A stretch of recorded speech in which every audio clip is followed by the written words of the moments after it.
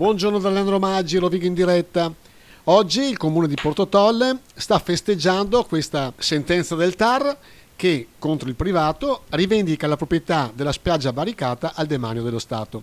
Il Tribunale amministrativo, dopo 15 ricorsi, si è espresso mettendo un punto ad una questione che ha visto impegnati amministrazione comunale ed uffici per quasi un ventennio. Proviamo a capirne di più con l'assessore al turismo Raffaele Crepaldi. Dopo 16 anni finalmente il TAR dà ragione al comune di Portotolle. Ci vuole spiegare cosa è successo?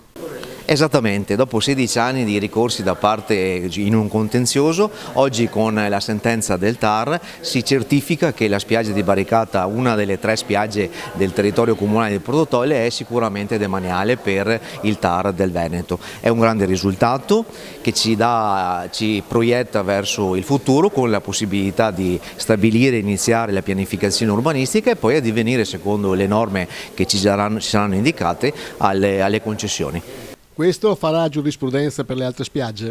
Speriamo di sì perché un problema analogo è sulla spiaggia di Boccasette. Contiamo che faccia appunto da apripista per la risoluzione anche del problema sulla spiaggia di Boccasette. Come mai 16 anni per arrivare a questa sentenza e perché nell'ultimo periodo siete riusciti ad accelerare la procedura? Perché appunto il ricorrente ogni anno, quando l'amministrazione comunale per tutti i 16 anni dava la possibilità con una delibera di consiglio comunale agli operatori di Barricata e Boccasette di montare le loro strutture sulle nostre spiagge, faceva ricorso, e in questa occasione il TAR del Veneto ha deciso di trattare tutti i 16 ricorsi in maniera unica e si è aperto il confronto finale, che ha visto come determinante il fatto che il TAR abbia richiesto e abbia nominato un verificatore per verificare la demanialità. A quel punto lì le due parti, ognuno ha prodotto le proprie considerazioni e il TAR ha ritenuto essere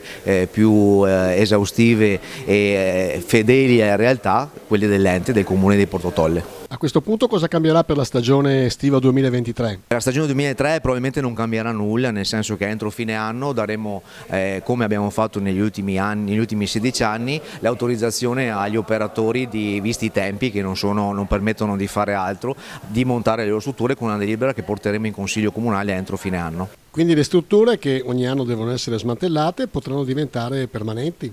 Potranno, è una scelta che potranno fare gli operatori una volta che avranno le loro concessioni, rispettando quello che sarà contenuto nel piano particolarizzato dell'arenile che l'amministrazione comunale dovrà approvare. Quindi potete portare nei bagni acqua potabile, i servizi?